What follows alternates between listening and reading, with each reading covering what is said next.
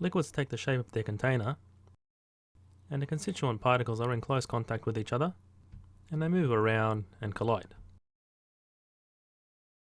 And the arrangement and movement of the particles are influenced by the nature and strength of the intermolecular forces.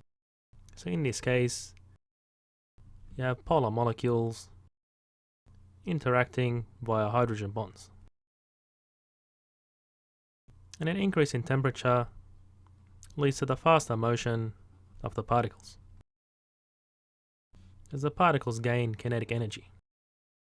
So due to this increase in energy, the intermolecular forces get rearranged.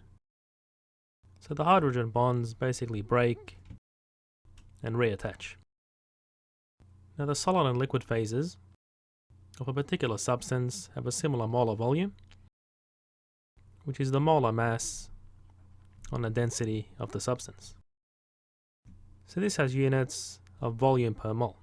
So for example, meters cubed per mole. So the molar mass of H2O in the liquid and solid phase is the same. And in the case of ice, when water freezes at 0 degrees, the particles have less energy to move around, and they become arranged in this open lattice structure. So therefore the density of ice is slightly lower than that of water, because there's more space between the atoms.